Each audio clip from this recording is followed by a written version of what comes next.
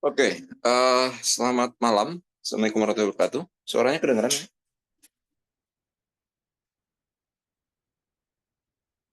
Bentar. Oke. Suaranya kedengeran? Jelas nggak suaranya? Jelas, Kak. Oke, baik. Eh, kita tunggu sebentar ya, mungkin tunggu 2 menit, 3 menit. Di sini lagi azan, habis itu baru kita mulai ya. Bentar.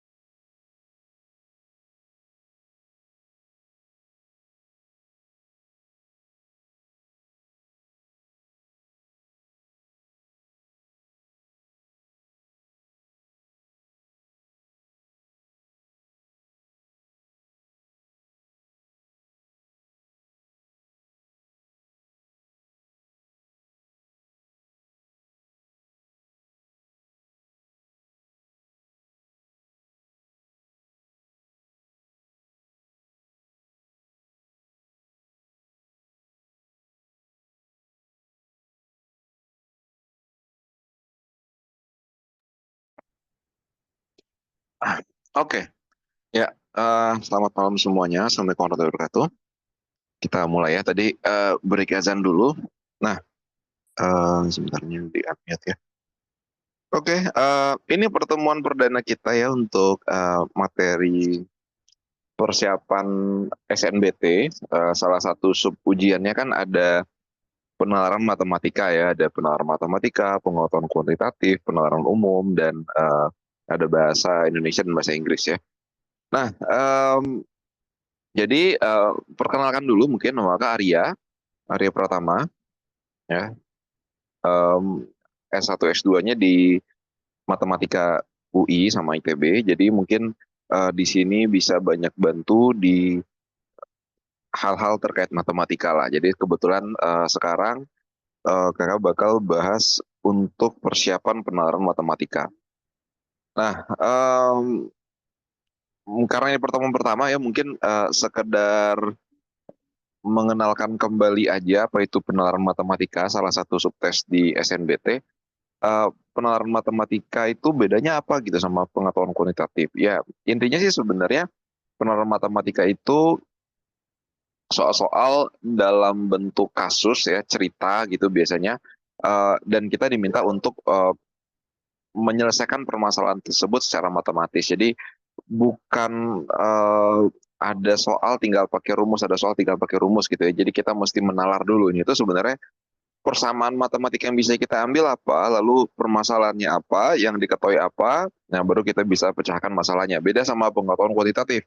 Pengetahuan kuantitatif kebanyakan memang kemampuan ini ya, kemampuan kuantitatif yang diujikan. Jadi kebanyakan bukan soal cerita, walaupun ada juga sih ya, tapi soal ceritanya mungkin nggak se apa ya, nggak seperti penalaran matematika.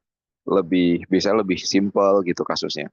Nah, cuman kalau di penalaran matematika biasanya persamaan matematisnya juga nggak terlalu rumit, nggak sesulit kalau di pengetahuan kuantitatif. Ini kurang lebih seperti itulah ya. Eh, Mungkin udah tahu, cuman kalau buat yang belum tahu jadi tahu ya. Bedanya di situ ya, bedanya penalaran matematika dan pengetahuan kuantitatif. Oke, itu sekedar perkenalan singkat aja sama pembukaan singkat. Nah, untuk metode pembelajarannya, kayaknya paling efektif kita banyak-banyak latihan soal ya. Banyak-banyak latihan soal karena em, nggak ada materi khusus yang mesti dibahas sebenarnya. Kalau kita berkaca pada soal-soal penalaran matematika dari tahun ke tahun, eh, bahkan ada soal-soal yang penting kita ngerti itu ngomongin apa, kita bisa hitung sendiri dan perhitungannya biasa simple, cuman kali bagi tambah kurang aja, biasa gitu. Walaupun ada juga soal-soal yang mungkin butuh konsep matematikanya, ya itu nanti bisa kita bahas sambil jalan. Baik, sebelum kita mulai ada pertanyaan dulu mungkin. Oke, kalau nggak ada ya baik.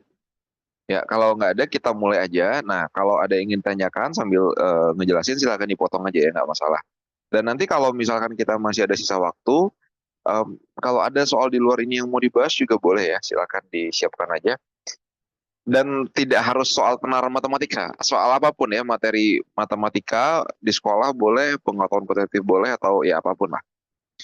Nah, sekarang kita coba masuk ke nomor satu di paket satu ini, di paket satu ini. Kita baca dulu ceritanya. Di sini dia bilang menjelang tahun baru, harga seluruh produk pada suatu toko didiskon sebesar 40%. Jika transaksi yang terjadi setelah didiskon sama atau melebihi 180.000, maka toko tersebut memberikan lagi diskon tambahan sebesar 20%. Ya.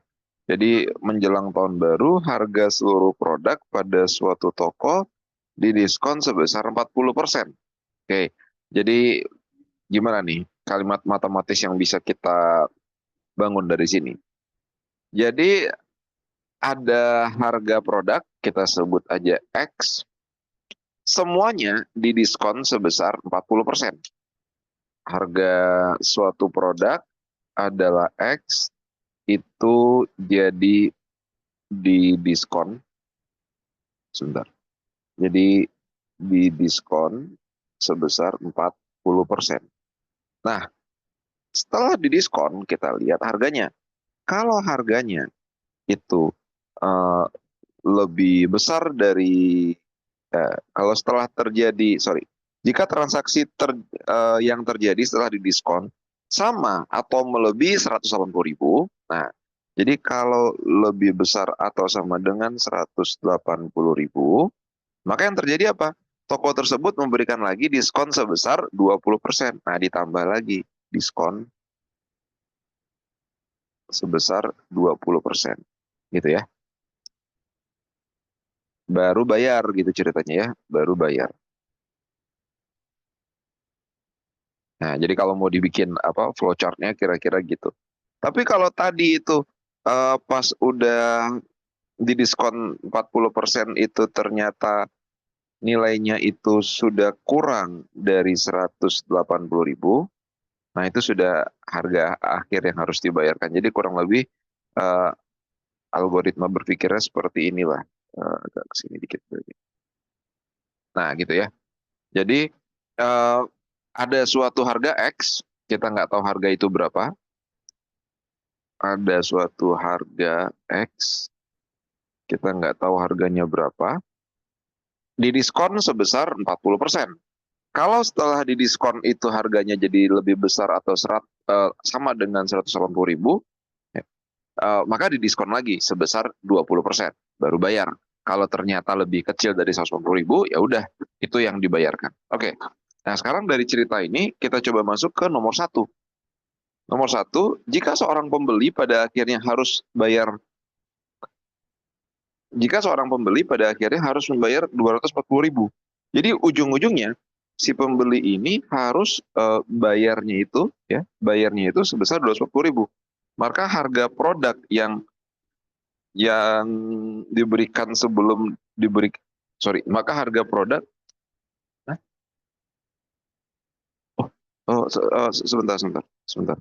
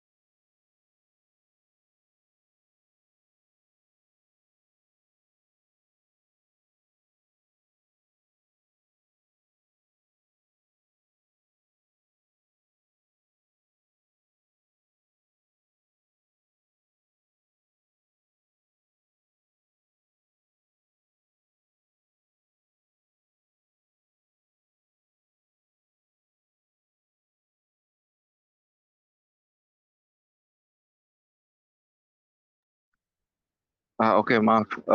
Sorry, tadi ada tamu. Oh, oke, kita lanjut ya, maaf, sorry. Ah, tadi sampai mana ini? Maaf. Ya, jadi jika seorang pembeli pada akhirnya harus membayar 240.000, maka harga produk yang dibeli sebelum diberikan diskon adalah, nah, jadi di sini itu ceritanya eh, ujung-ujungnya harus bayar 240.000. Nah, 240.000 ini berdasarkan skema diskon yang diberikan itu tuh apa? eh, Harga awalnya berapa gitu yang ditanya di soal ini ya. Jika seorang pembeli pada akhirnya harus membayar 240.000, maka harga produk yang dibeli sebelum diberikan diskon adalah berapa? Jadi yang diketahui itu adalah ini, yang ditanya itu ini. Ini berapa? Nah, gimana nih kira-kira ceritanya? Kira-kira harga 240.000 itu tuh udah diberikan diskon satu kali atau dua kali gitu. Kan kalau harganya lebih dari 180.000, dia bakal didiskon lagi 20% ya, baru bayar. Tapi kalau harganya udah di bawah 180.000, ya dia langsung bayar. Nah, artinya kalau 240, harusnya itu dapat diskon dua kali kan ya. Oke. Jadi ceritanya di sini, kita punya harga sebesar X, lalu didiskon sebesar 40%, ya. Jadilah suatu harga, nggak tahu berapa. Nah, ini didiskon lagi sebesar 20%. Jadilah harga 240.000. Ya. Nah, X-nya itu berapa? Itu yang kita mau cari ya. Nah, sekarang ngitungnya gimana? Ya, ada banyak cara tentunya. Jadi, kita bisa mikirnya gini. X ini kita diskon sebesar 40%.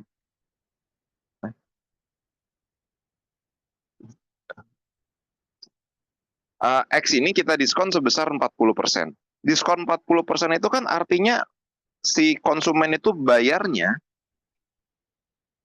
kan 60% ya.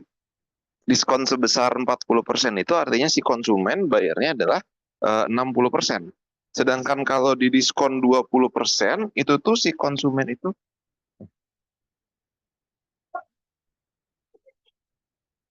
kalau di diskon sebesar 20% itu artinya si konsumen itu bayarnya adalah 80% kan ya. Bayarnya adalah 80%. Nah, sekarang berarti kita langsung fokus ke bayarnya aja, jadi biar biar gampang.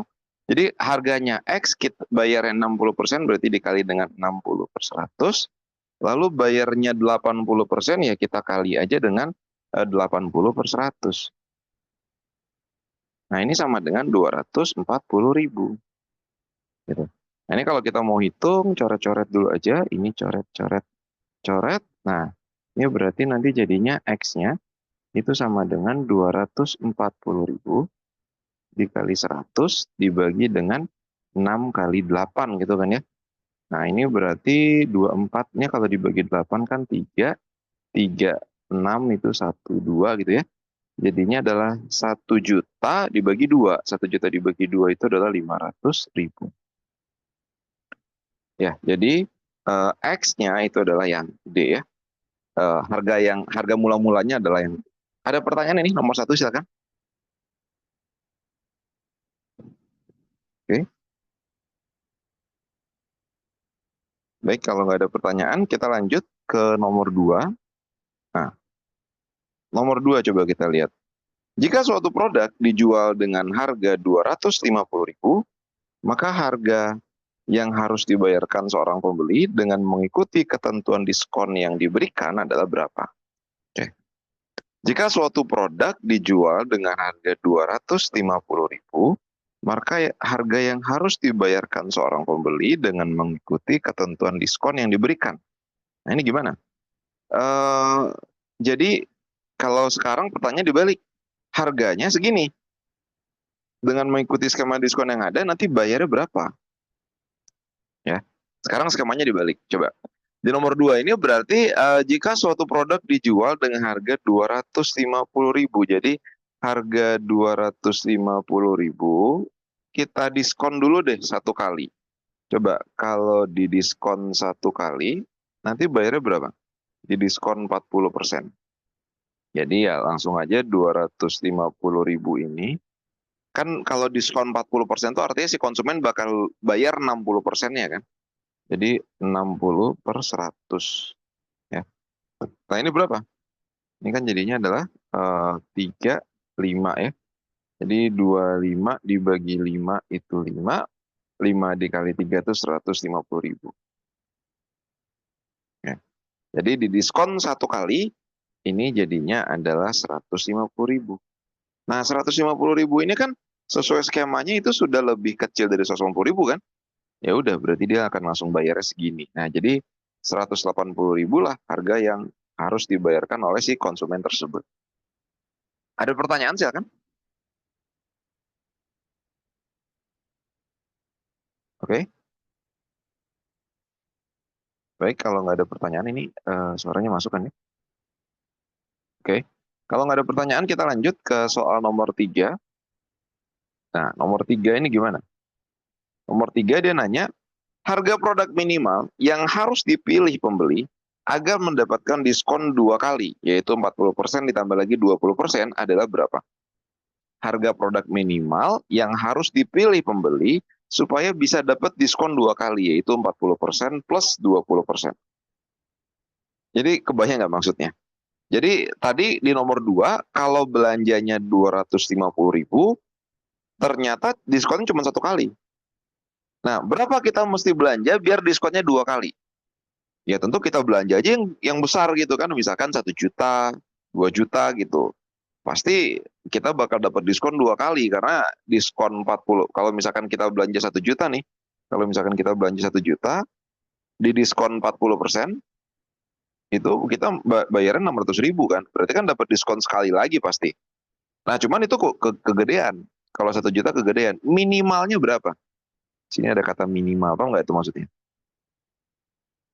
Kalau 250.000 belum diskon 2 kali. Kalau 1 juta, oke pasti diskon 2 kali. Tapi berapa minimalnya banget kita mesti belanja? Itu gimana itu mikirnya? Jadi kita tahu kita bakal dapat diskon 2 kali kalau kita setelah diskon pertama harganya itu lebih besar atau sama dengan 150.000. Nah sekarang kita cari aja harganya biar pas 150.000. Sekarang kita cari aja harganya biar pas 150.000. Jadi harga X ini, jadi ada suatu harga kita nggak tahu berapa. Kalau didiskon 1 kali, kalau kita diskon 1 kali, itu jadinya 150.000. Ya. Itu berarti X-nya berapa? Jadi kita mikirnya berarti X dikali dengan 60 per 100, itu nanti jadinya adalah 180.000. Ya. Nah berarti nanti X-nya itu adalah 180.000 dikali 100 dibagi dengan 60. Ya. Jadi ini 180 dibagi 60 kan 3 tuh. Nah ini jadinya adalah 300.000 ya. Jadi X-nya sama dengan 300.000. Oke, jadi jawabannya nomor 3 itu adalah yang D ya. Ada pertanyaan silakan.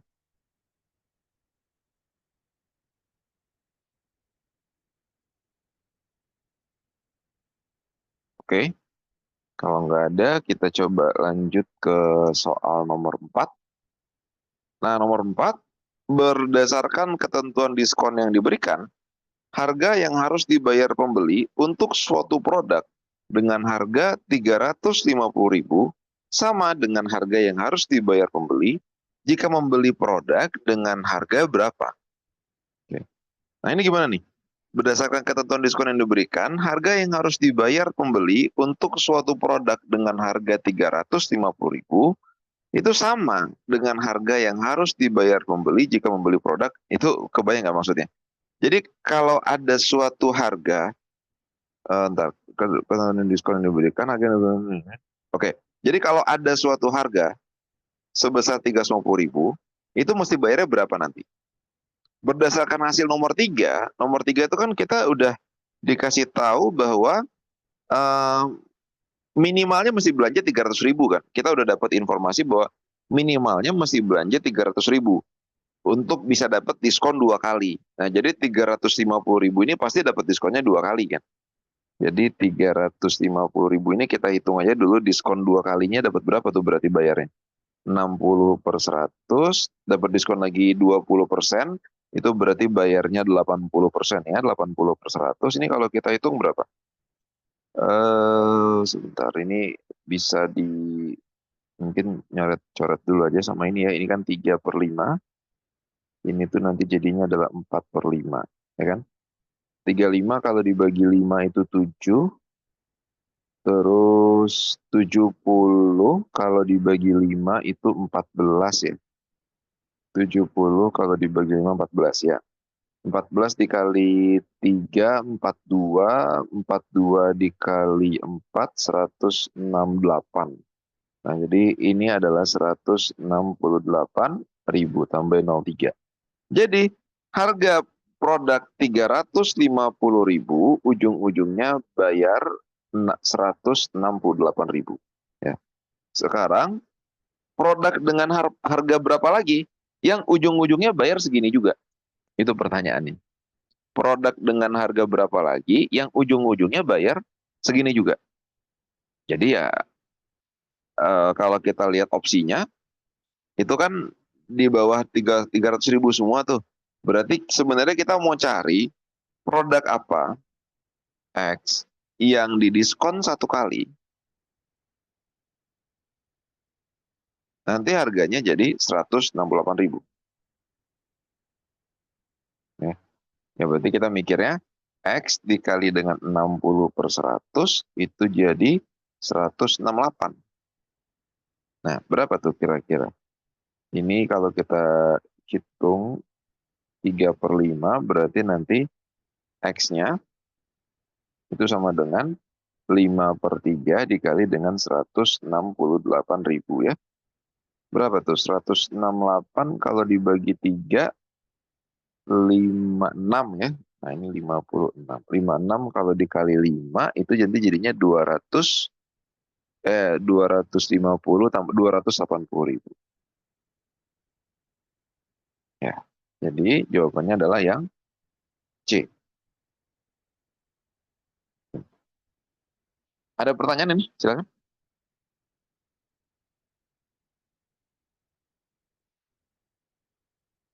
Oke. Kalau nggak ada kita lanjut ke nomor 5. Nah, nomor 5, seorang pembeli datang ke toko tersebut untuk membeli sarung tangan. Ia menemukan sarung tangan merek A dengan harga 320.000 serta sarung tangan merek B dengan harga 270.000. Sarung tangan yang seharusnya dipilih pembeli tersebut agar mendapatkan harga paling murah ya, dengan skema diskon yang diberikan ya. Jadi yang satu 320, yang satu 270. Nanti ujung-ujungnya yang paling murah siapa? Nah, kalau kita coba hitung langsung aja, 320.000 itu kalau berdasarkan hasil nomor 3 tadi, kan harga produk minimal yang harus dipilih agar mendapatkan diskon 2 kali itu kan 300.000 ya tadi. Ya. Jadi 320.000 ini pasti dapat diskon 2 kali. Ya, jadi kita langsung aja. Kalau di diskon 2 kali nanti bayarnya berapa? Jadi 320.000 diskon 2 kali, berarti dikali 60/100, dikali lagi dengan 80/100. Nah, ini jadinya berapa nih?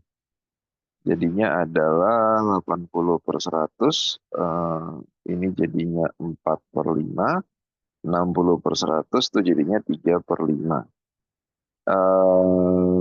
Iya ya. 320 kalau dibagi 5 itu 64. Terus, aduh angkanya nggak enak banget ini. 64 kalau dibagi 5, 640 lah ya paling ya. Ini pokoknya tinggal dihitung sih, cuman hitungnya agak ribet. 640 kalau dibagi 5, 128. 128 kalau dikali 3 berapa? 128 kalau dikali 3, 36.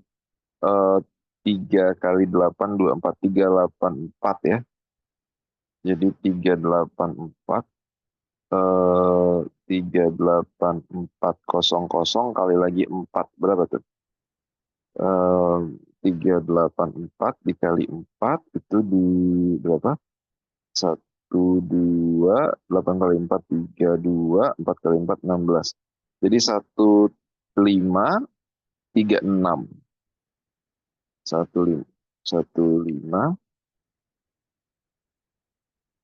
153600 ya.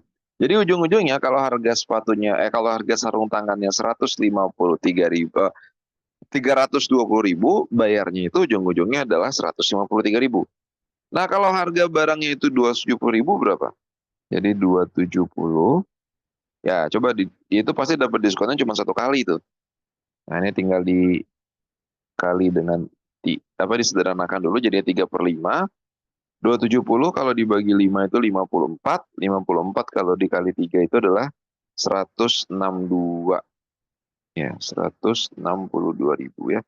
Beda dikit tapi ternyata ujung-ujungnya murahan yang harganya 320.000 ya. Sarung tangan merek A. Coba ada pertanyaan nggak? Silakan.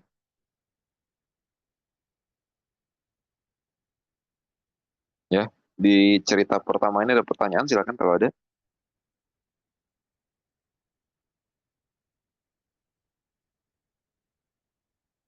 Oke. Oh, sebentar.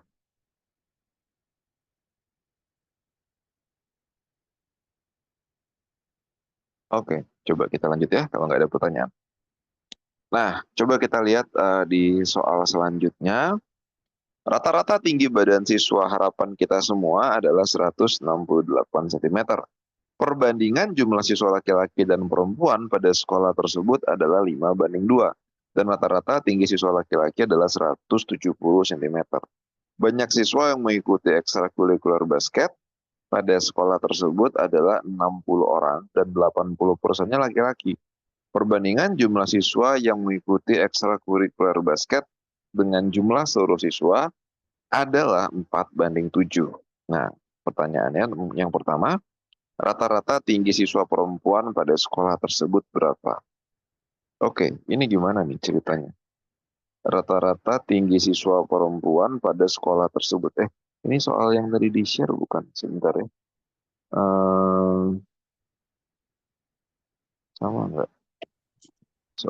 Soalnya ada bedanya kalau nggak. Takut salah kirim sebentar. Oh benar ya. Nah, rata-rata tinggi siswa perempuan pada sekolah tersebut. Gimana itu cara ngitungnya? Jadi di sini eh, kita tahu rata-rata tingginya adalah 168, ya kan? Rata-rata tingginya adalah 168. Kita nggak tahu berapa banyak laki-laki di sekolah tersebut dan perempuan di sekolah tersebut. Kita cuma tahu perbandingannya aja. Perbandingannya adalah 5/2. Rata-rata tinggi siswa laki-lakinya 170. Yang perempuannya berapa rata-rata tingginya? Oke. Eh, kita tuliskan aja dulu di sini banyak yang laki-laki kalau dibandingkan yang perempuan itu kan 5/2 ya. Ini tuh bukan berarti yang laki-lakinya cuma 5 orang dan perempuannya 2 orang, ya kan? Ini tuh maksudnya perbandingannya tuh 5/2. Kita nggak tahu laki-lakinya berapa, perempuannya berapa. Bisa aja laki-lakinya 10, berarti perempuannya 4 gitu kan. Tapi kita nggak tahu berapa nih. Nah, jadi yang kita bisa katakan di sini paling kalau laki-lakinya itu adalah 5, misalkan 5 bintang, maka pasti perempuannya adalah 2 bintang banyaknya. Paham nggak ini maksudnya? Jadi bintang itu kelipatannya gitu ya. Nah, sekarang eh, rata-rata totalnya 168. Berarti 168 itu bisa dinyatakan sebagai apa? 168 itu bisa dinyatakan sebagai banyaknya siswa laki-laki dikali dengan rata-rata yang laki-laki, ditambah banyaknya siswa perempuan dikali rata-rata yang perempuan, dibagi dengan laki-laki plus perempuan. Ya, dibagi dengan banyaknya laki-laki plus perempuan. Nah, gimana nih berarti? Kita bisa katakan laki-lakinya 5 bintang aja, nggak tahu berapa bintangnya, dan perempuannya 2 bintang aja, nggak tahu berapa bintangnya. Ya, jadi kalau kita coba ganti angkanya, ini akan jadi 168 sama dengan 5 bintang, dikali rata-rata yang laki-laki itu adalah berapa tadi, 170, ditambah perempuan itu berarti 2 bintang, rata-ratanya itu yang kita mau cari, dibagi dengan L tambah P. Ya, L tambah P jatuhnya 5 bintang ya. Sorry, L tambah P berarti L tambah P itu jadinya adalah 7 bintang. Nah, berarti ini dibagi dengan 7 bintang. Ya, ini bintangnya kan coret aja ya, sama-sama ada bintang atas bawah. 7-nya kali silang ke sebelah kiri, jadinya 168 dikali 7 sama dengan 5 dikali 170 ditambah 2 dikali rata-rata yang perempuan. Itu yang kita mau cari. Ya, berarti rata-rata yang perempuannya berapa? Itu adalah 168 dikali 7 dikurang itu 5 dikali 170 dibagi 2 gitu kan. Nah, ini biar lebih simpel kita bagi 2 dulu aja. 168 kalau dibagi 2, 84 dikali 7 dikurang 170 dibagi 2, 85 ya, berarti 5 kali 85. Ya udah, ini tinggal dihitung, berarti rata-rata yang perempuan 84 kali 7 berapa? 5628, 5588 ya. 588, 5 kali 85 425 ya. 425 berarti 63 kan? Ya, berarti 163, sorry. Ya, 163. Jadi rata-rata tinggi yang perempuan adalah 163. Ada pertanyaan silakan.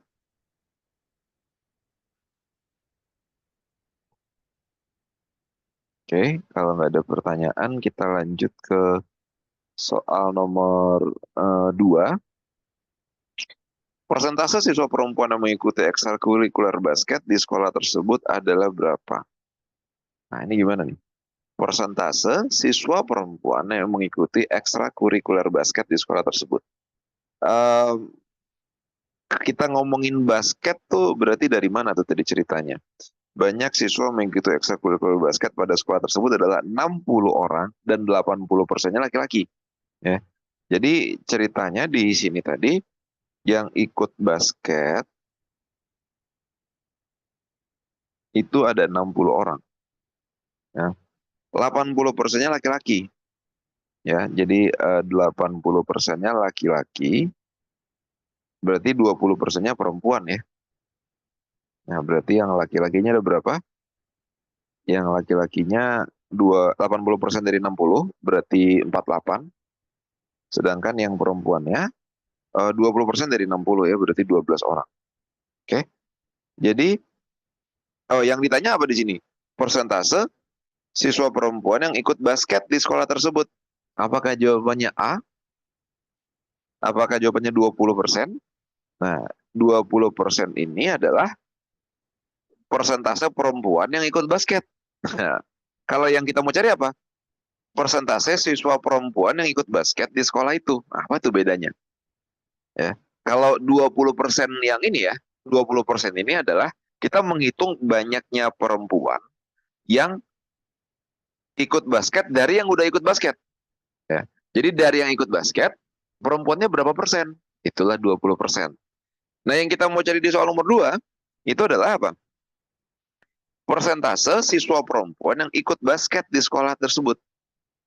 Jadi kita yang kita cari itu, kita cari berapa perempuan yang ikut basket, kita bandingin sama semua perempuan yang ada. Ya, itu beda ya. Coba ada pertanyaan dulu nggak itu? Jadi jawabannya bukan 20%, tapi berapa? Kita mesti cari dulu seluruh perempuan yang ada berapa.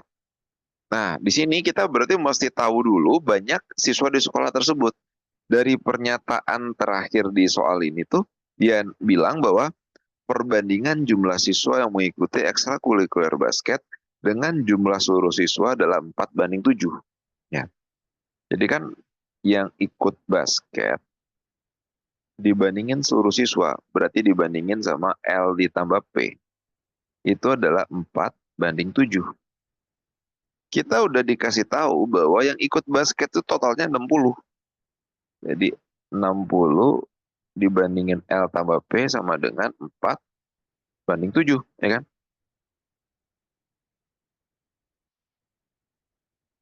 Nah, L tambah P-nya itu kan kita tadi bisa misalkan sebagai 7 bintang kan?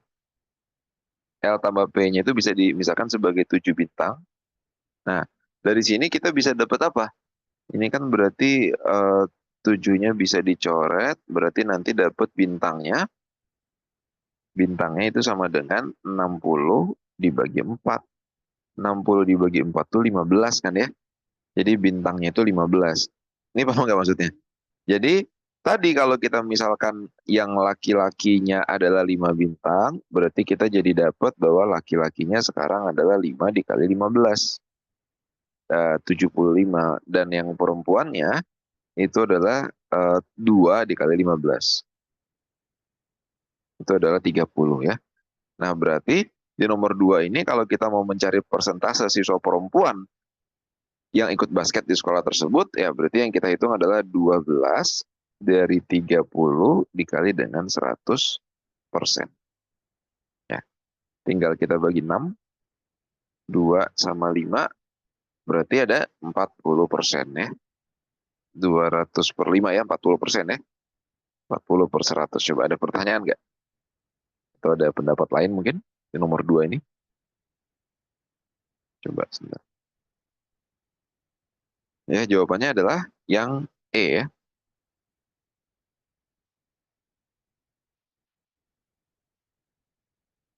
Oke, kalau nggak ada pertanyaan, kita lanjut ke soal nomor 3. Nah, soal nomor 3, dia bilang persentase siswa laki-laki yang tidak mengikuti ekstrakurikuler basket di sekolah tersebut. Persentase siswa laki-laki yang tidak mengikuti ekstrakurikuler basket di sekolah tersebut. Ada berapa itu? Yang kita mau cari itu berarti apa? Jadi kita cari laki-laki yang tidak ikut basket, kita bandingin sama seluruh laki-laki berapa. Nah, seluruh laki-laki kita udah tahu 75. Ya, laki-laki seluruhnya 75. Yang tidak ikut basket berapa? Jadi laki-laki yang tidak basket. Ada berapa yang tidak basket? Laki-laki semuanya ada 75, yang ikut basket ada 48. Ya. Nah, itu berarti adalah 27 ya. Jadi laki-laki yang tidak ikut basket ada 27 orang. Kalau kita bandingin sama semua laki-laki ya berarti hitung-hitungannya adalah 27 dibandingin sama 75 ya. Dikali dengan 100%. Oke. Jadi ini kalau disederhanakan ini jadinya 9 per 25. 100 dibagi 25 itu 4 ya. 9 dikali 4 itu 36%. Oke. Ada pertanyaan? Silakan. Oke, kalau nggak ada kita lanjut ke soal. Ya, silakan. Aku masih kurang ngerti yang nomor 2. Oke, nomor 2 yang ditanya itu apa? Persentase siswa perempuan yang mengikuti basket di sekolah tersebut. Jadi yang ditanya itu adalah persentase perempuan yang ikut basket. Jadi yang kita mau hitung itu apa? Kita cari yang ikut basket ada berapa yang perempuan, kita bandingin keseluruhannya. Kita cari yang ikut basket perempuan, kita bandingin keseluruhannya. Jadi misalkan gini deh, kita ganti lupakan cerita soal ini ya. Terus ditanya berapa persen siswa perempuan yang berapa persentase siswa perempuan yang hobi masak misalkan gitu ya. Persentase siswa perempuan yang hobi masak di sekolah tersebut. Kita ngitungnya gimana? Persentase siswa perempuan yang hobi masak di sekolah tersebut. Berarti kita hitung yang hobi masak berapa yang perempuan nih. Perempuan yang hobi masak ada berapa, kita bandingin sama seluruh perempuan. Misalkan dapatlah misalkan 60%. Nah, berarti artinya apa? 60% perempuan di sekolah tersebut hobi masak ya. Jadi kita ngebandinginnya itu adalah kita cari di soal ini tuh berarti kita cari yang ikut basket, perempuan yang ikut basket ada berapa, kita bandingin sama seluruh perempuan. Ya, ya di soal ini tuh mungkin banyak yang apa namanya yang banyak kejebaknya adalah langsung ngambil 20% ini ya. Karena mentang-mentang data itu udah ada gitu. Maksudnya data itu lebih mudah didapatkan ya. Padahal kalau kita lihat maknanya lagi dari soal ini, persentase siswa perempuan yang ikut basket. Ya kalau kita mencari persentase itu berarti apa yang ditanya kita membandingin sama keseluruhannya. Ya kita mau cari persentase siswa perempuan yang ikut basket ya berarti yang kita cari berapa perempuan yang ikut basket dibandingin sama seluruh perempuan yang ada. Itu kejawab nggak? Atau masih bingung? Kejawab, kejawab. Oke. Ya sama kayak di soal nomor 3 ya. Persentase siswa laki-laki yang tidak mengikuti ekstrakurikuler basket. Jadi kita fokus semestanya itu laki-lakinya. Kalau tadi itu di nomor 2 itu semesta itu perempuannya. Nah kalau di sini tuh berarti persentase siswa laki-laki. Oh semestanya itu laki-lakinya. Yang apa? Yang tidak ikut basket. Oh berarti kita cari laki-laki yang tidak ikut basket, kita bandingin sama keseluruhan. Gitu. Nah sekarang nomor 4. Nomor 4, jika dipilih seorang siswa secara acak, maka peluang siswa yang terpilih adalah perempuan yang tidak mengikuti ekstrakurikuler basket adalah berapa? Jika dipilih seorang siswa secara acak, nah ini kan berarti peluang ya. Yang namanya peluang, konsep dasarnya mau bagaimanapun soalnya, peluang itu adalah NA dibagi dengan NS. Yang ditanya, banyaknya kejadian yang ditanya, banyaknya kemungkinan kejadian yang ditanya, dibagi dengan kemungkinan keseluruhan. Sekarang kan kita mau ngapain? Jika dipilih seorang siswa secara acak. Nah, berarti NS-nya itu seluruh siswa. Kan kita sudah tahu bahwa sekolah ini tuh punya berapa siswa tadi? Oh, belum ada ya. Oh, laki-lakinya 75, perempuannya 30 ya. Jadi kita bisa katakan seluruh siswa itu ada 75 ditambah 30. Jadi kalau kita mau pilih satu siswa secara acak, ya ada 105 pilihan itu. Ya. Nah, yang kita mau cari apa?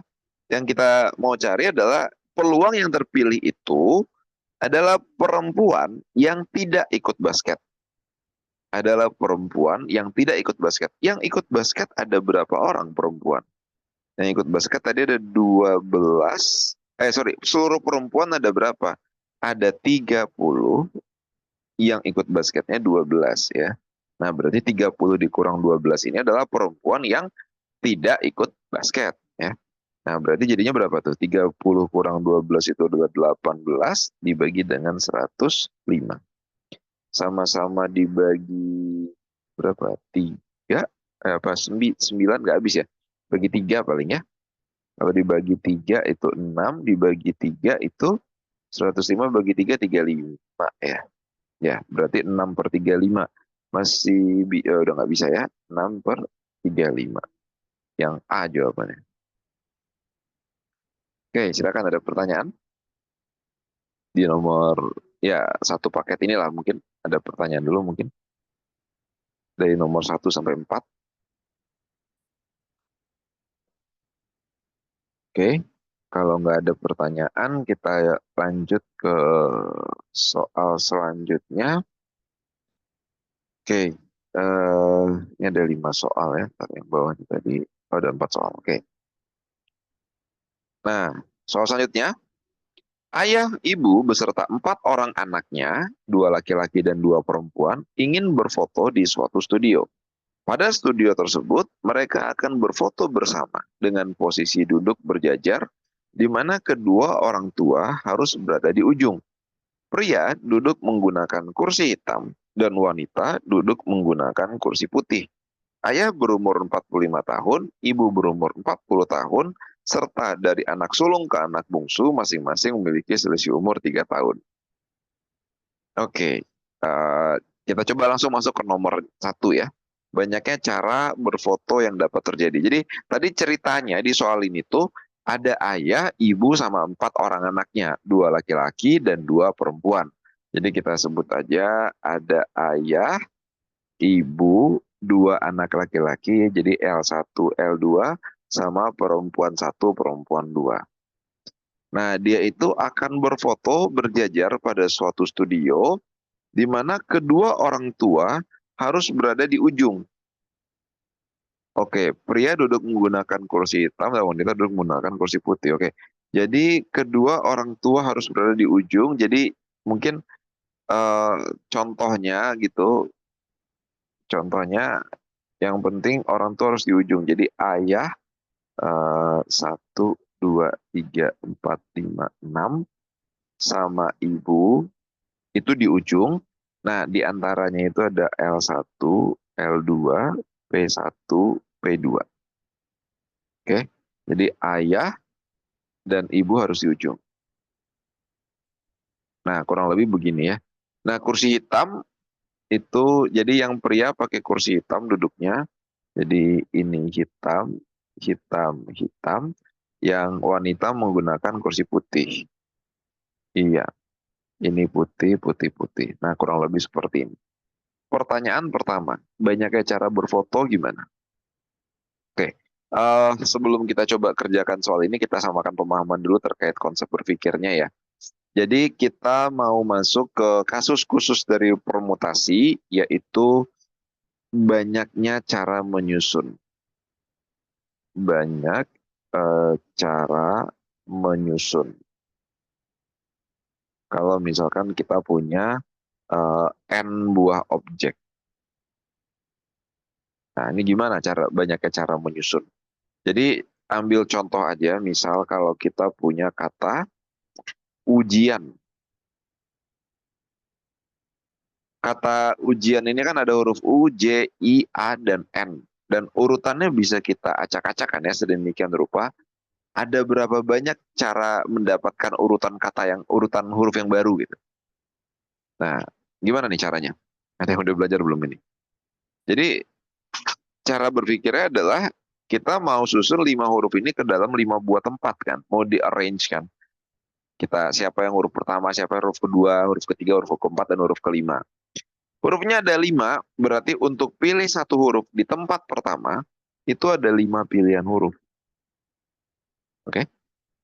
Nah, terus untuk memilih satu huruf lagi di tempat kedua, berarti ada 4 pilihan, berkurang satu. Karena satu udah dipakai tadi di tempat pertama. Selanjutnya 3, lalu 2, lalu satu, berkurang terus kan ya? Atau ini bisa kita singkat aja sebagai 5 faktorial. Oke? Ada pertanyaan ini ya. Jadi kalau ada 5 huruf ya kesimpulannya apa jadinya? Ada 5 huruf ya udah 5 faktorial. Jadi misalkan kalau ada kata kita, misalnya, nah, kita ini 4 huruf, oh, udah langsung aja berarti 4 faktorial ya. Jadi kita bisa simpulkan kalau ada n buah objek kita mau acak-acak susunannya, ada berapa banyak cara menyusun yang baru, yaitu langsung aja n faktorial. Ini formulanya ya.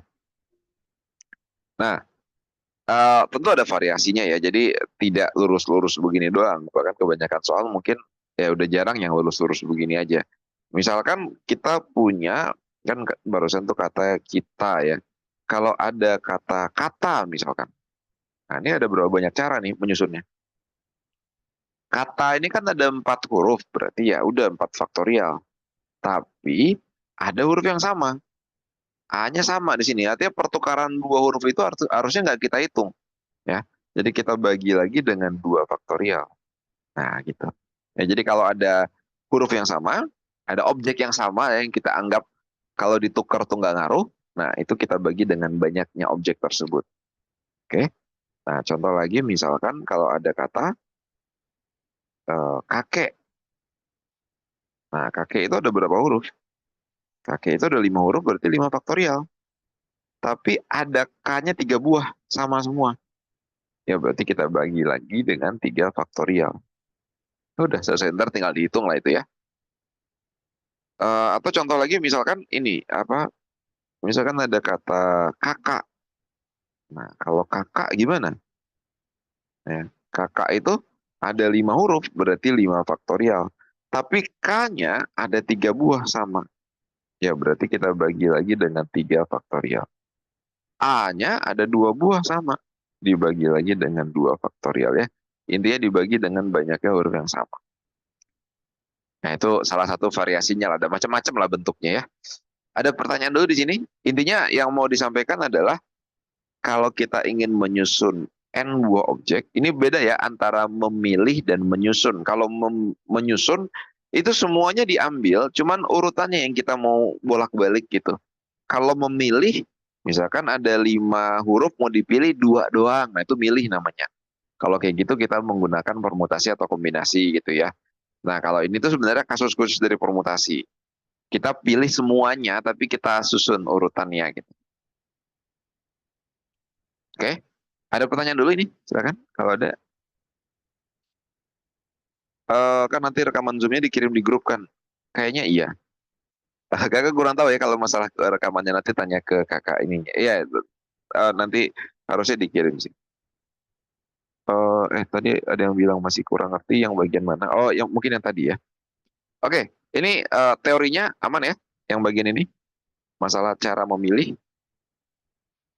Oke, jadi intinya sih begini, cuman variasinya nanti ada, kalau ada variasi soal ya ntar tinggal kita sesuaikan. Intinya kalau memahami konsep kombinatorik kayak gini tuh jangan plek ngapalin rumus, tinggal pakai itu. Jadi kita bayangkan ini tuh hanya sebagai alat menghitung doang.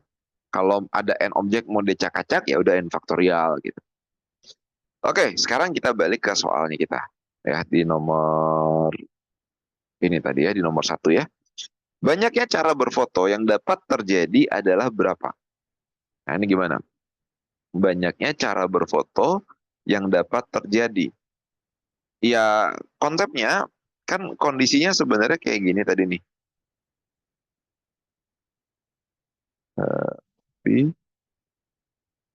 Nah, ini ya.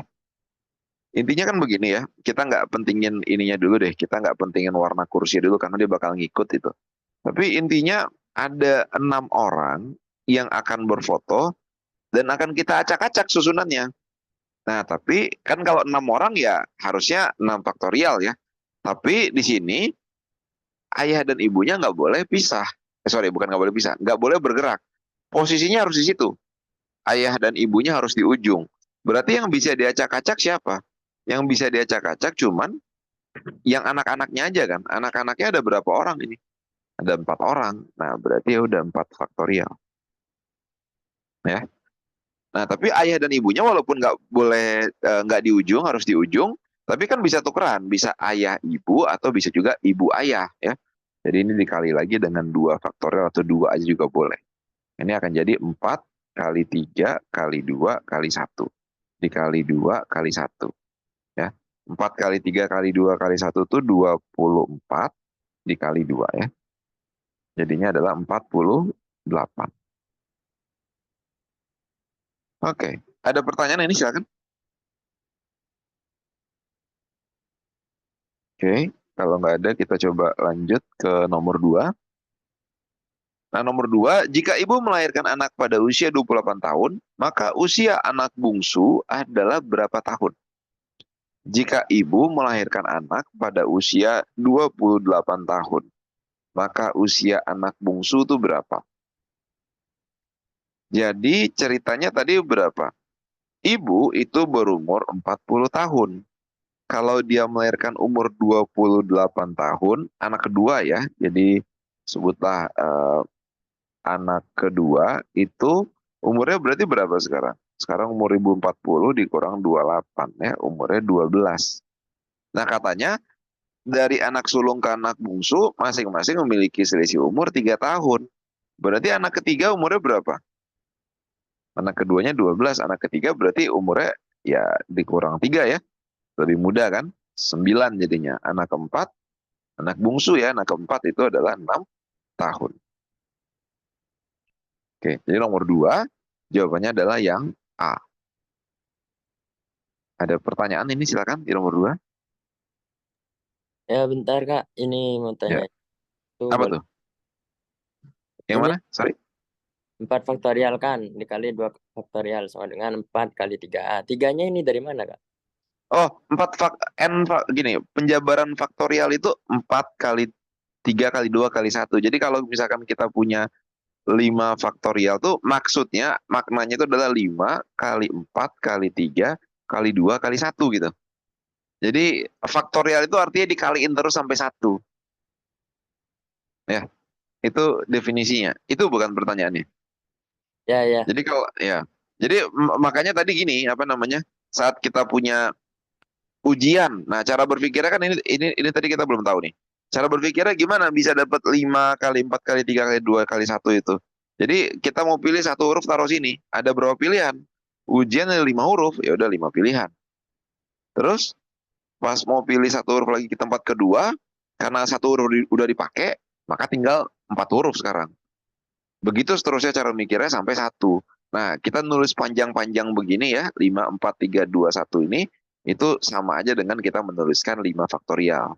Ya, jadi definisi dari faktorial, jadi kalau kita punya n faktorial, itu maknanya adalah n dikali dengan sebelumnya, n dikurang 1, dikali dengan n-2 gitu ya. Terus aja sampai nanti ada 3, 2, 1 gitu. Ya, tergantung n-nya berapa ya. Gitu. Ada lagi pertanyaan mungkin? Silakan kalau ada. Oke, kalau nggak ada kita lanjut ke soal nomor 3. Nah, nomor 3, jika kedua anak perempuan keluarga tersebut ingin berfoto bersebelahan dengan tetap mematuhi aturan yang diberikan, maka banyaknya cara berfoto yang dapat terjadi adalah, oke, jadi dia bilang anak perempuan keluarga tersebut ingin berfoto bersebelahan. Nah, gimana tuh maksudnya berarti? Kita kasih batas di sini aja. Maaf.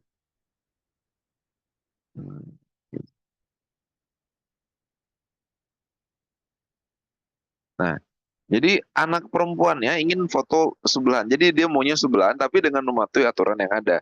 Itu artinya apa? Si anak perempuannya ini kita bikin satu paket gitu, nggak boleh dipisah. Ya. Jadi kan tadi kalau kita hitung pakai cara tadi kan harusnya 4 faktorial ya. Tapi sekarang perempuannya dipaketin, nggak boleh dipisah. Jadi anak laki-laki, laki-laki 1, laki-laki 2. Jadi 4 orang yang bisa kita acak-acak tadi tuh kita anggapnya sekarang jadi 3 orang aja. Karena P1 P2 tuh maunya 1 gitu, dianggap 1 ya. Jadi sekarang yang awalnya 4 orang kita anggap sebagai 3 orang, berarti 3 orang mau diacak-acak jadinya 3 faktorial. Lalu dikali lagi dengan ayah dan ibunya bisa diacak-acak juga susunannya berarti 2 faktorial. Nah, tapi P1 sama P2 kan bisa ditukar juga posisinya. Bisa P1 P2 atau P2 P1 ya, bisa diacak-acak juga jadinya 2 faktorial lagi. Ini paham maksudnya? Ya.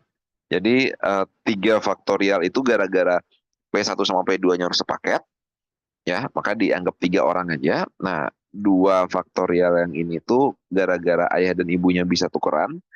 2 faktorial yang itu gara-gara P1 dan P2 juga bisa tuker-tukeran tempat. Ya, berarti kita kali lagi dengan 2 faktorial. Ada pertanyaan ini?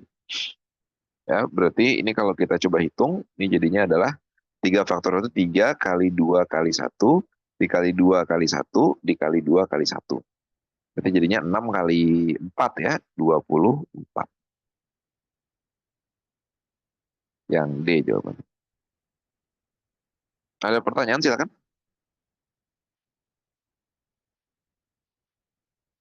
Oke, coba lihat ada yang komen. Kak 3 faktorial tadi dari Kak 3 faktorial dari mana tadi? Ya, 3 faktorial itu gara-gara apa namanya? Gara-gara si ininya ini ya dianggap satu paket. Awalnya kan 4 ya. Awalnya kan 4 faktorial. 4 faktorial itu gara-gara ini ada L1, L2, P1, P2. Jadi anggap aja kayak 4 huruf mau diacak-acak. Cuman sekarang P1 dan P2-nya kita paketin, nggak boleh dipisah. Nggak boleh dipisah ya berarti jadinya 3 faktorial. Oke. Tadi pertanyaan ke nomor 2 tadi. Oke. Nomor 2 ya. Nomor 2 itu dia bilang ibu melahirkan anak kedua pada usia 28 tahun. Maka usia anak bungsu adalah berapa? Mana? Ibu melahirkan anak pada usia 28 tahun. Jadi sekarang tuh umur ibu berapa? 40 tahun. Dia ngelahirin anak kedua waktu umurnya 28 tahun. Berarti anak kedua sekarang udah berapa? Ya, anak kedua umurnya udah berapa? Ya benar. Umurnya udah berapa ya? 40 dikurang 28 kan? Dia lahirnya berarti 12 tahun yang lalu kan. Umurnya sekarang adalah 12 tahun. Anak ketiga, ya lebih muda pasti kan. Lebih muda 3 tahun. Gara-gara pernyataan yang ini nih. Selisih umurnya masing-masing 3 tahun tuh. Nah, anak keempat, ya lebih muda lagi. Dikurangin lagi 3, jadinya 6 tahun. Oke, itu kejawab. Tadi ada lagi nggak pertanyaan? Oke. Ada lagi mungkin pertanyaan, silakan. Ya, silakan nanya langsung boleh atau sampaikan lewat chat juga boleh. Oke, kalau nggak ada kita lanjut ke soal nomor 4. Nah, soal nomor 4, jika kedua anak laki-laki keluarga tersebut tidak ingin berfoto bersebelahan dengan tetap mematuhi aturan yang diberikan, maka banyak cara berfoto yang terjadi adalah berapa? Oke, ini gimana? Jika kedua anak laki-laki, jadi apa bedanya sama pernyataan nomor 3 itu? Pertanyaan nomor 3. Nomor 3 itu bilang, jika kedua anak perempuan keluarga tersebut ingin foto bersebelahan. Kalau di nomor 3 tadi, maunya fotonya bersebelahan. Kalau di nomor 4, tersebut tidak ingin, ya. Kalau ini kan ingin berfoto bersebelahan. Kalau ini tidak ingin berfoto bersebelahan. Nah, berarti banyak cara berfotonya gimana? Kalau tadi kan kalau mau sebelahan, itu ya udah tinggal ditempelin aja, dipaketin aja, nggak boleh dipisah. Nah, kalau tidak bersebelahan, kalau tidak bersebelahan gimana kasusnya? Kalau tidak sebelahan itu agak repot kalau kita hitung langsung, karena kalau tidak sebelahan itu kan misalkan L1 tidak sebelahan sama L2 ya, berarti dia bisa aja dipisahkan oleh satu orang, terpisah oleh satu orang, bisa aja terpisah oleh 2 orang. Ya, kalau kasusnya lebih banyak lagi orangnya, maka kalau ceritanya orang yang lebih banyak lagi, berarti lebih banyak lagi kasusnya tuh, ya. Jadi mencari langsung itu bisa tapi nggak efektif. Menghitung langsung tuh bisa tapi nggak efektif. Jadi kita coba pakai cara lain. Ini paham nggak maksudnya? Kalau tadi kan mencari sebelahan ya udah langsung hitung aja. Kalau sebelahan itu artinya dia sepaket, dibikin sebelahan ya. Lalu tinggal hitung banyaknya cara menyusun. Nah, kalau tidak sebelahan, kita cara mikirnya bisa gini. Mendingan kita hitung aja dulu semua kemungkinan. Mau sebelahan, mau enggak. Semua cara berfoto itu ada berapa? Itu di soal nomor 1 tadi kan. Ada 48. Ya. Sekarang coba kita hitung laki-laki itu sebelahan. Coba kita hitung laki-laki sebelahan. Laki-laki sebelahan berarti ada berapa cara? Ya sebenarnya sama aja dengan menghitung perempuan sebelahan kan, cuman ganti huruf doang kan. Kita udah hitung di nomor 3, itu adalah 24 cara. Nah, kalau kita kurang, kita dapat apa? 48 itu adalah ya mau sebelahan mau enggak, itu dia. Nah, yang sebelahannya doang 24. Ya kalau kita kurang pasti akan kita peroleh L1 dan L2 yang tidak sebelahan. Ya, tidak sebelahan. Kebetulan hasilnya 24 juga. Coba, ada pertanyaan ini di nomor 4, silakan.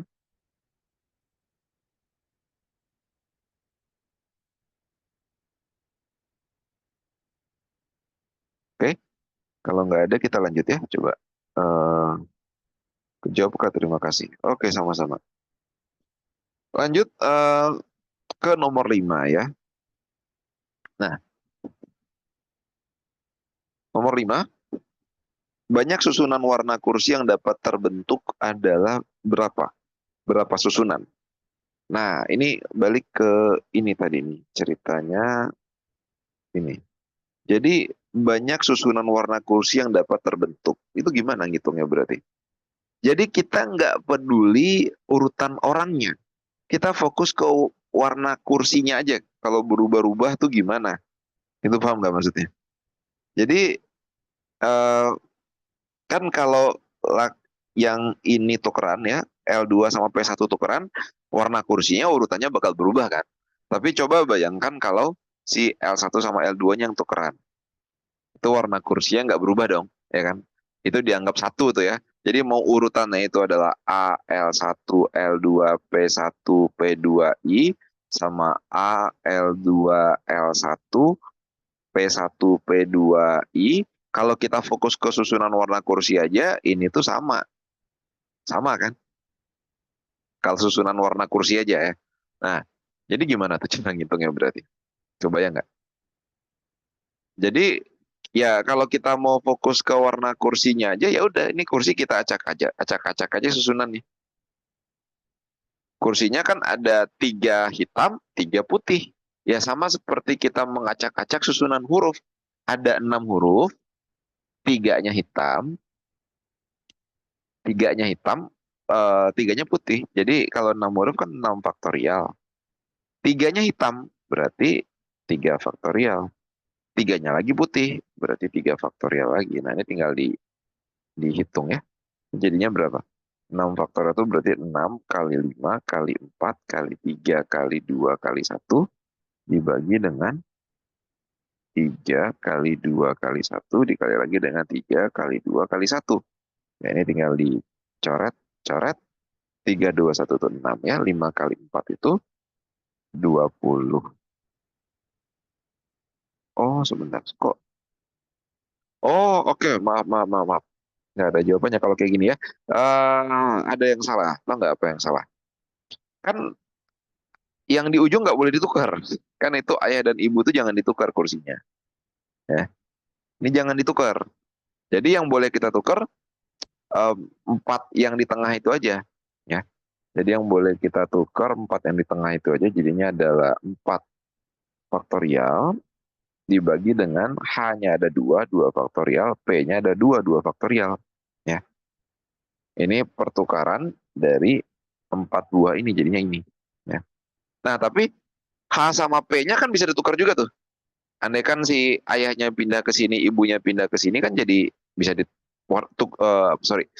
warna kursi tukeran juga kan. Jadi dikali lagi dengan 2 faktorial. Jadi 2 faktorial itu ini gara-gara kursi ayah dan ibunya bisa ditukar. Oke? Ya udah nih tinggal dihitung, coret-coret. Maka tinggal apa? 4 faktorial, berarti 4 kali 3 kali 2 kali 1 dibagi sama 2 faktorial, 2 kali 1. Coret-coret, 4 dikali 3 itu 12. Ya, nomor 5 jawabannya adalah yang E. Ada pertanyaan silakan.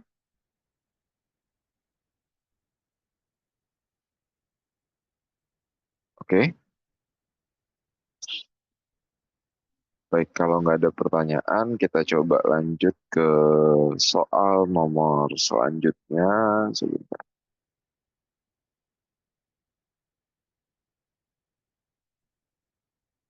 Oke. Nah, soal selanjutnya. Siswa pada oh, Siswa pada suatu sekolah mengikuti ujian SNBT 2023.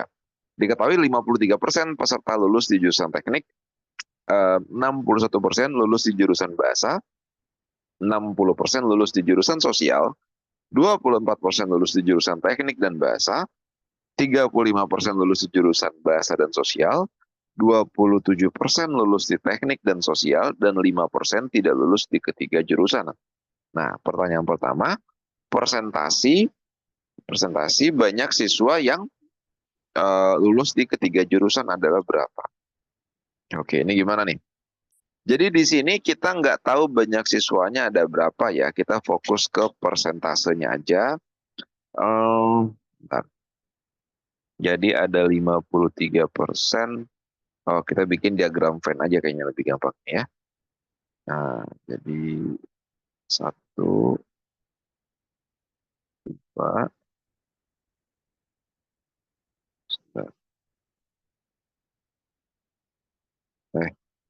salah.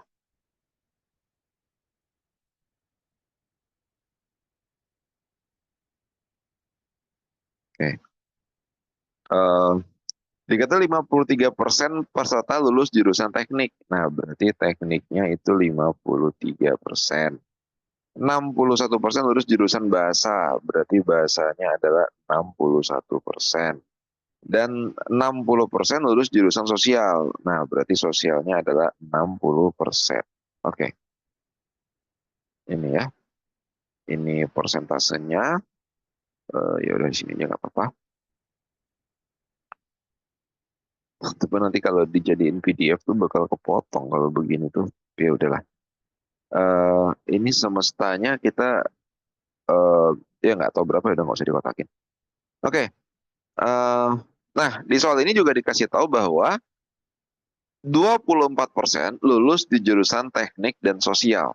24% lulus di jurusan teknik dan sosial. Jadi di sini nih ya, kurang lebih ya, 24%.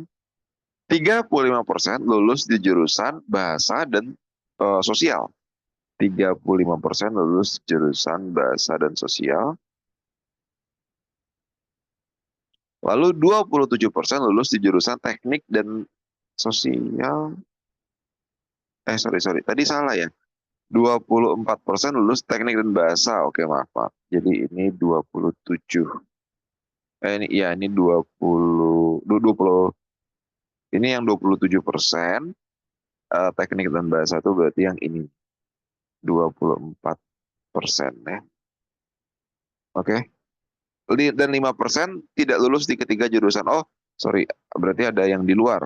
Ada 5% itu tidak lulus. Nah, ya kita kotakin berarti. Nah, jadi ceritanya gini. Salah. Jadi ceritanya seperti ini. 5% ada di luar. Ini coba sebentar cek dulu. Ya, jadi yang dimaksud sebagai lulus di jurusan teknik itu bukan cuma lulus di teknik aja. Bisa aja dia lulus di teknik aja, oke. Tapi bisa aja dia lulus di teknik dan bahasa atau teknik dan sosial atau tiga-tiganya ya. Jadi satu lingkaran ini gitu. Nah, begitu juga yang lulus di jurusan teknik dan bahasa misalkan. Yang lulus di jurusan teknik dan bahasa ini 24% ini itu bukan hanya yang lulus di teknik dan bahasa saja. Tapi bisa aja lulus teknik dan bahasa dan sosial juga gitu. Oke? Nah, sekarang ya kurang lebih ini ya kita nggak tahu banyak ininya berapa, banyak siswanya ada berapa. Kita masuk dulu aja ke pertanyaan pertama. Persentasi banyak siswa yang lulus di ketiga jurusan. Apa yang kita mau cari itu? Yang kita mau cari itu berarti yang di sini nih ya. Si tanda tanya itu berapa? Nah, gimana cara ngitungnya? Jadi kan kita nggak tahu banyak siswanya berapa. Jadi totalnya ya kita anggapnya 100 gitu ya. Jadi 100%, kita tulisnya 100 saja. Itu sama dengan 53%. Berarti yang ini. Ya. Ditambah dengan, jadi 53% itu segini ya. Nah, kita mau tambahkan dengan yang ini aja nih. Ini aja tuh berapa? Kalau langsung kita ambil 61%, 61% itu satu lingkaran penuh. Paham nggak maksudnya? Jadi ini kita tambahkan dengan 61, tapi dikurang tanda tanya. Ya, ini paham? Jadi yang ini 53% ditambahkan dengan yang 61 dikurang tanda tanya. Ya. Tambahkan lagi sama yang ini nih, sisanya nih. Itu apa? Itu berarti adalah 60. Ya kan? Itu berarti adalah 60, tapi kalau 60 doang, itu nanti jadinya ya satu lingkaran ini. Berarti kita mesti kurangkan lagi sama 27, dikurangkan lagi sama 35. Dikurangkan lagi sama 27, dikurangkan lagi sama 35. Tapi nanti si tanda tanyanya jadi berkurang 2 kali. Ya, jadi kita mesti tambahkan lagi dengan tanda tanya. Benar kan? Sebentar. 53 tambah, sebentar ya. Kenapa jadi gitu? Kita tambahkan lagi dengan, sebentar. Jadi kalau kita ambil 61 tuh segini. Kalau kita kurang sama ini, itu berarti dikurang 27. Dikurang, ya ininya diilangin, dikurang 27. Nah, kita mau kurangin ininya doang nih. Ininya doang tuh berarti ya dikurang 35, tapi ditambah lagi tanda tanya. Iya benar ya. Benar nggak itu? Ditambah dengan 5, cuma nanti tanda tanya jadi hilang. Sebentar. Nanti tanda tanya jadi hilang kalau kayak gitu. Jadi nanti ditambah lagi dengan 5% gitu. Jadi 53 itu yang awal, lalu 61 dikurang. Oh sebentar, kenapa 61 dikurang tanda tanya tadi? Oh salah, bukan 61 kurang tanda tanya ya, 61 dikurang 24 ya. Nah coba nanti ya, ini 61 dikurang 24. Jadi dikurang 24, baru ditambah lagi sama ini, baru tambah lagi sama ini. Ya diulang lagi nih, jadi 53% itu satu lingkaran ini, terus kita mesti, terus ditambah lagi sama yang ini doang nih, ini doang berarti apa? Ini doang adalah 61 dikurang sama 24. Ya, kita mau hilangin itunya doang. Kalau kita tambahkan 61 aja langsung, nanti yang ini kehitung 2 kali. Ya kan? Jadi 53 ditambah lagi sama 61. Nah, jadi kehitung 2 kali itu. Jadi kita kurangin sama 24. Lalu kita tambahkan lagi dengan yang sisanya yang ini doang nih. Nah, ini doang tuh apa? Berarti adalah 60, satu paket lingkaran ini. Kita kurangin sama 27. Kita kurangin lagi sama 35, tapi nanti yang tanda tanyanya jadi kehitung 2 kali, tambahin lagi 1, baru tambahin lagi 5. Tak 5 itu dari mana? 5 itu dari yang di luar. Ada pertanyaan nggak di sini? Coba. Oke. Nah, ini kalau kita coba hitung, jadinya berapa? Ini akan jadi 100 sama dengan, coba ini kita sederhanakan dulu, bisa nggak ya? 60 kalau dikurang 35 itu 25. 25 kalau dikurang 27 itu min 2. Lalu 53 dikurang 24. 53 dikurang 24, 29 ya. 53 dikurang 24, 29. 29 dikurang 2, 27. 61 tambah 27, 88. 88 tambah 5. 88 tambah 5, 93. Ya, 93. Jadi 93 ditambah tanda tanya. Maka tanda tanyanya itu adalah 7. Coba, ada pertanyaan ini silakan. Kak, aku masih bingung yang diagram ininya yang bulat-bulatan. Oke, ngebentuk diagram Venn-nya atau dihitung-hitungan nomor satunya? Ini hitung-hitungan yang itunya. Oh, oke. Jadi diulang lagi nih. Jadi secara keseluruhan ini kita anggap 100%. Nah, 100% itu kita tulis begini ya. Lalu 100% ini rinciannya apa aja? Rinciannya yang pertama ada yang ini nih. Satu ini 53. Jadi ini kita hitung ya semua. Ini adalah 53. Nah, terus kita tambahin sama yang ini nih. Ya. Ini tuh apa? Apakah itu 61? 61%? Enggak ya. 61 kalau dia lingkaran penuh. Tapi itu 61 dikurangin sama yang beririsan dengan T.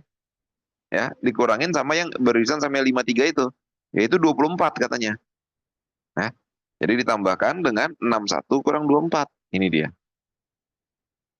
Oke. Lalu ditambah lagi sama yang ini.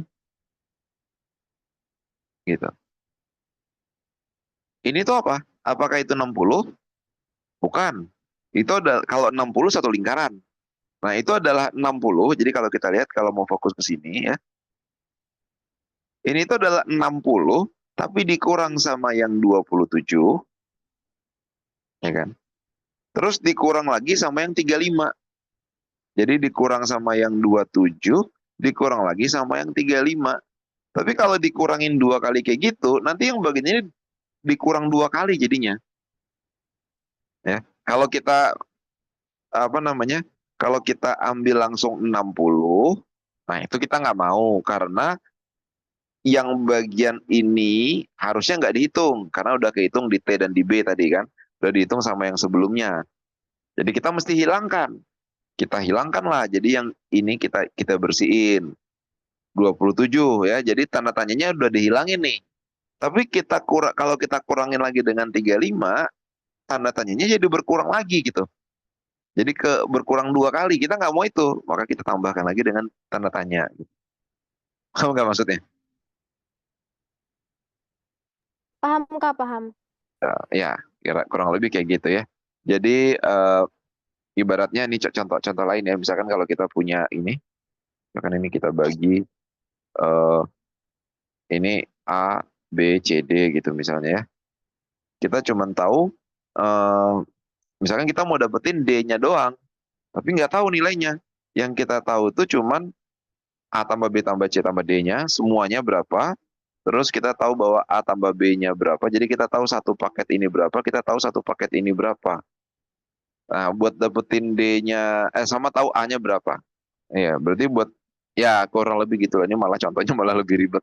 Nggak jadi. Tapi intinya kayak gitu tadi ya. Jadi tinggal kita rapiin perhitungannya. Jadi coret-coret itu buat mempermudah perhitungan aja. Ujung-ujungnya dapat 100 sama dengan 93 ditambah tanda tanya. Nah, tanda tanyanya berarti ya 7. Oke, ada lagi mungkin pertanyaan silakan.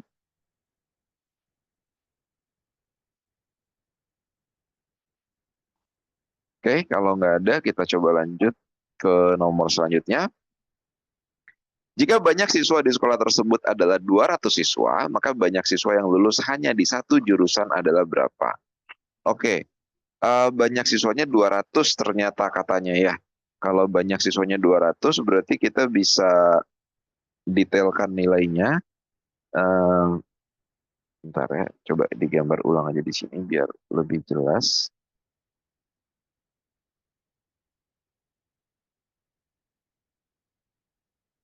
Nah, jadi ini tadi yang teknik. Kalau mengacu pada itu kan untuk 100% ya, anggap aja itu untuk 100 siswa.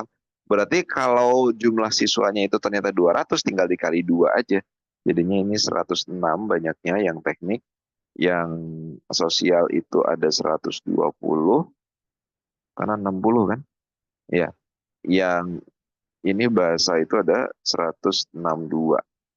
Nah, kita udah cari yang lulus di tiga-tiganya 7%, berarti 14 ya. Berarti 14. Nah, karena satu ini 27%, artinya 54 kan. Jadi kalau mau sekalian dihitung persentasenya, di sini diisi aja sekalian. Karena yang ditanda tanya itu 7, berarti ini 20 dong. Ya. 24 dikurang 7, 17. Ya. Berarti 35 dikurang 7, 28 gitu ya. Nah, di sini tinggal kita kali 2. Berarti ini jadinya adalah 40, 56, sama 34. Oke, terus coba kita masuk dulu ke apa yang ditanya. Maka banyak siswa yang lulus hanya di satu jurusan. Oh ya, satu jurusan mesti dihitung semuanya ini. Ini kan 106 totalnya. Ini aja yang dihitungnya berapa nih kalau biar gampang. Ini kan satu lingkaran ini 53. 17 tambah 7, 24. Ini kan tandanya 24 tadi ya. Tambah 20. 24 tambah 20, 44. Berarti ini 9% ya. Lalu yang ini tadi 35 tambah 17. Berapa tuh? 52. 61, 9% juga. Lalu yang ini tadi 60, 20, 28. Berarti 12 kurang 75 ya, 5% ya. Benar nggak? 27, 28. Ya, 5%. Nah, tinggal dikali 2 lah. Berarti ini jadinya adalah 18. 18 sama 10. Oke. Jadi begini komposisinya. Kalau dia itu jumlah siswanya adalah 200 siswa. Maka banyak siswa yang lulus hanya di satu jurusan itu berapa? Satu jurusan itu berarti ini sama ini sama ini ya. Berarti adalah 18 tambah 18 tambah 10 ya. 36 tambah 10, 46. Ada pertanyaan silakan.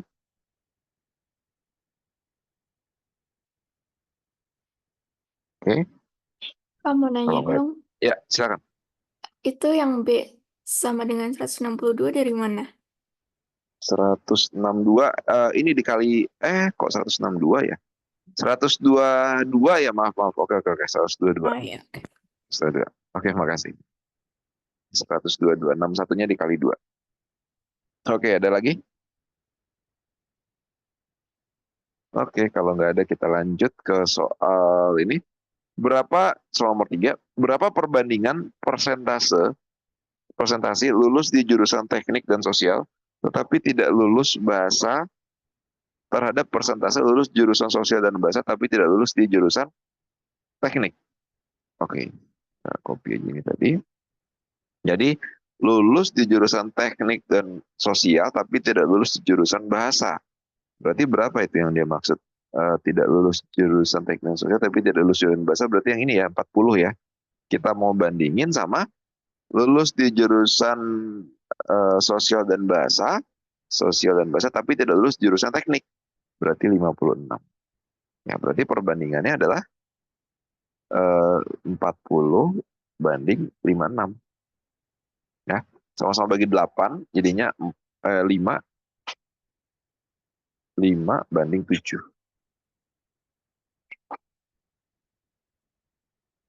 Oke.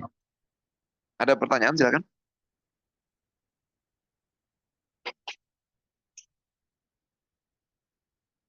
Oke. Kalau nggak ada pertanyaan, kita lanjut ke soal nomor 4. Nah, nomor 4, jika banyak siswa dalam kelas adalah 300 siswa, berapa persen perubahan yang lulus hanya di 2 jurusan? Jika jumlah siswa mula-mula adalah 200 siswa. Berapa persen siswa yang lulus? Sebentar. Kita kopinya yang ini berarti ya. Coba sebentar. Yang presentasinya aja deh. Nah, ini. Jadi kita udah tahu tadi itu yang ini tadi ada yang jurusan teknik, ini bahasa, ini sosial ya. Oh, ini tadi 122 ya, sorry. Nah, ini tadi udah dihitung 7.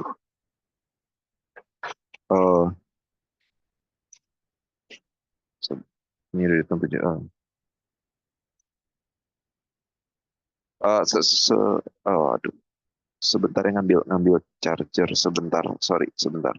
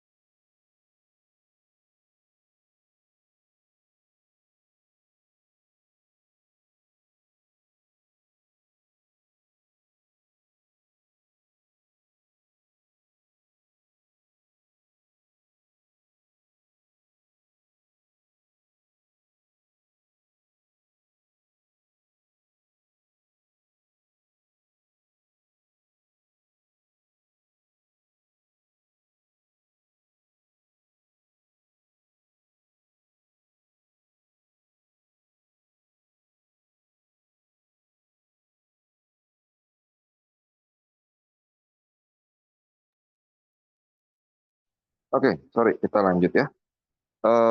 Ke nomor, sorry. Nah, nomor 4. Jika banyak siswa dalam kelas adalah 300 siswa, berapa persen perubahan yang lulus hanya di 2 jurusan jika jumlah siswa mula-mula adalah 200 siswa.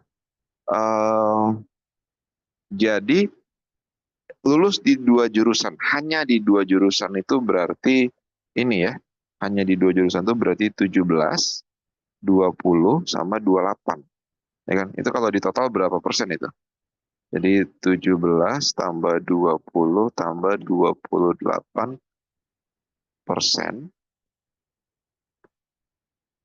Itu berapa berarti? 17 tambah 20 tambah 28, 45 tambah 20, 65% ya.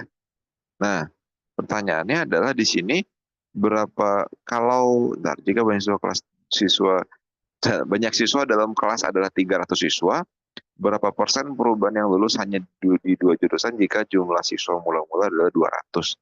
Ya, kalau mula-mula jumlahnya 200, mula-mula tuh berarti adalah 200 dikali 65/100 kan? Itu adalah 130 dan akhirnya 300 siswa. 65/100 ya. Ini berarti adalah berapa nih? Ini kan bisa dicoret-coret 195 ya. Nah, 195. Berarti perubahannya berapa tuh? 195 ke 130 ke 195. Itu kan nambah 65 ya. Nah, berarti persentasenya adalah 65 dari 130 ya. Dia kan nanya persentase perubahan. Perubahannya 65 jika mula-mulanya 200 ya. Mula-mulanya 200 siswa berarti kita bandingin 200 banyak siswa yang lulus di 2 jurusan untuk 200 siswa. Berarti dikali dengan 130. Ya, ini dikali dengan 100%, ini jadinya 50% ya.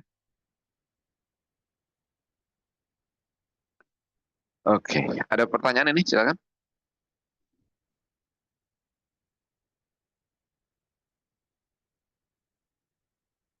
Oke.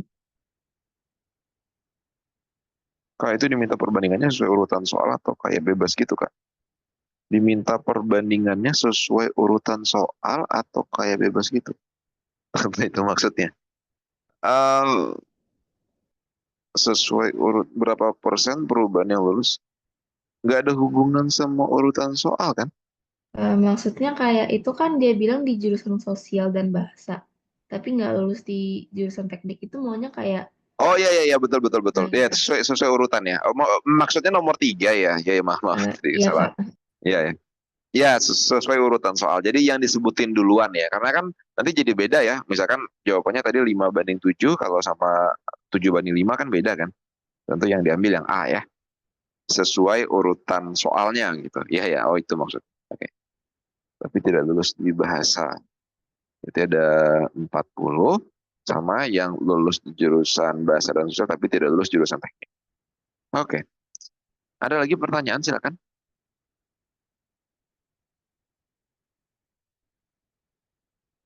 Baik.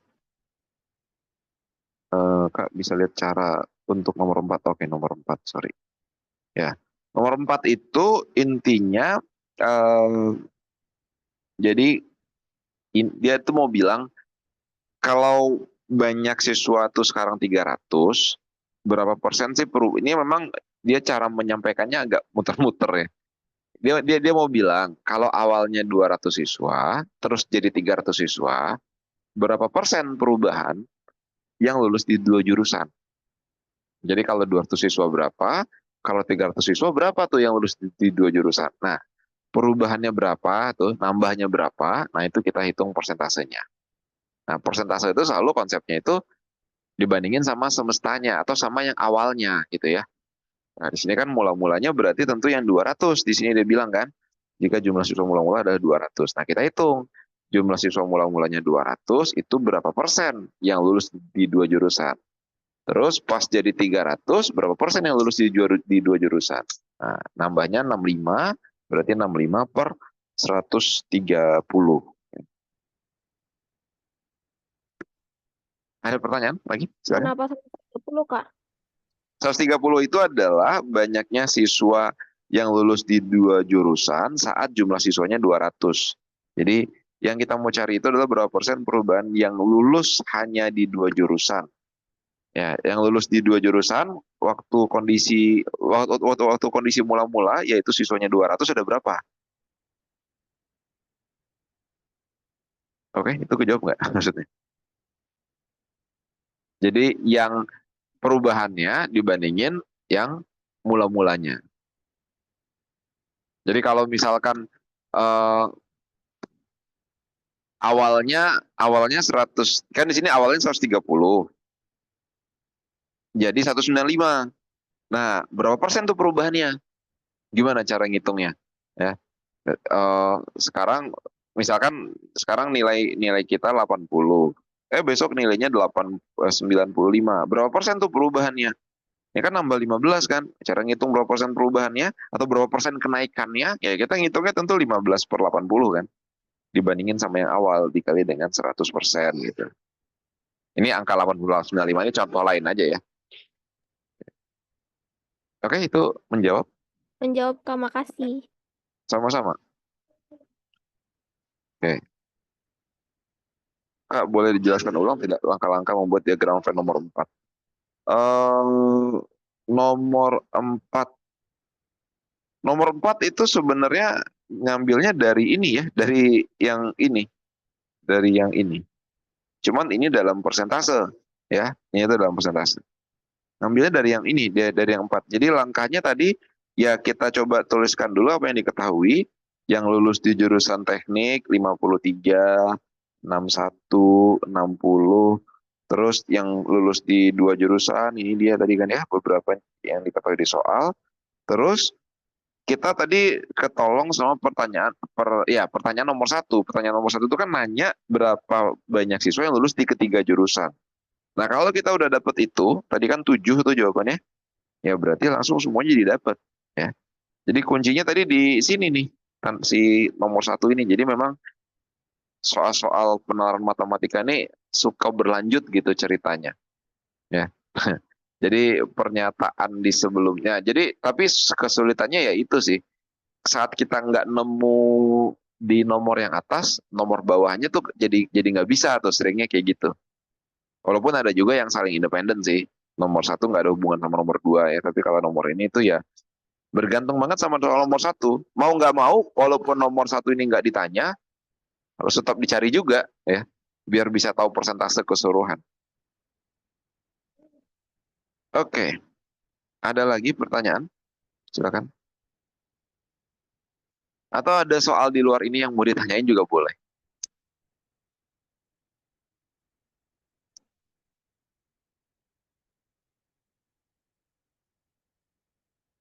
Ada? Silakan kalau ada. Ya, kuncinya di penalaran matematika ya sebenarnya buat semua ini sih ya, buat semua ujian persiapan untuk ujian SNBT itu latihan soal ya. Ya khususnya di penalaran matematika karena sejujurnya ini kan hal yang baru. Maksudnya di sekolah mungkin nggak pernah atau jarang kali ya nggak dapetin soal-soal yang kayak gini. Konsepnya soal ceritanya juga lumayan panjang ya, kadang 1 paragraf, 2 paragraf yang lumayan banyak bacaannya. Nah, di situ kita coba gitu kemampuan literasi kita dituntut di situ, tapi di sini di konsep matematikanya ya, maksudnya bagaimana kita menerjemahkan soal ini ke dalam suatu permasalahan matematika lalu diselesaikan. Nah, itu butuh latihan ya. Jujur aja ini bukan hal yang sulit, ya relatif sebenarnya, tapi kebanyakan sulitnya ya karena nggak biasa. Udah capek duluan, udah pusing duluan gitu ya. Jadi butuh banyak latihan. Setidak-tidaknya apa yang sudah kita bahas nanti coba dikerjakan lagi. Nah, mungkin dari situ baru muncul pertanyaan tuh. Ya, atau mungkin bisa nggak sepakat gitu ya dengan pembahasannya itu bagus banget. Berarti punya pemikiran yang kuat gitu. Kita bisa diskusikan. Dan kalau ada soal di luar ini, artinya di luar yang disiapkan, boleh soal dari mana aja, mungkin ikut tryout dari mana atau dari bimbel mana, ya kita bisa bahas bareng-bareng kalau ada yang mau ditanyain. Jadi untuk memperbanyak memperluas cakupan soal kita juga. Dan ya kalau ada sisa waktu kayak gini boleh apapun materi yang mau ditanyain boleh ya. Tidak harus materi penerapan matematika. Pokoknya matematika apapun lah. Nah, kalau nggak bisa Kak jawab. Boleh materi sekolah atau apalah gitu. Terserah, bebas. Oke. Ada lagi pertanyaan silakan.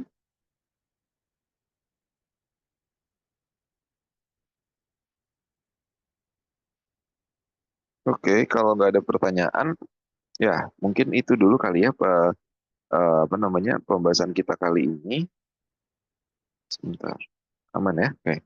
Ya, untuk coret-coretannya nanti dikirim lewat admin. Silakan nanti diminta aja ke adminnya sama video pembahasannya.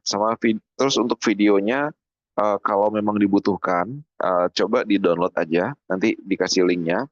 Biasanya tuh seminggu 2 minggu udah kehapus soalnya dari storage Zoom-nya. Jadi silakan di-download aja ya. Oke, itu dulu aja mungkin kalau nggak ada pertanyaan di pertemuan kita kali ini. Makasih banyak semuanya. Selamat malam. Assalamualaikum warahmatullahi wabarakatuh. Ini dan meeting ya.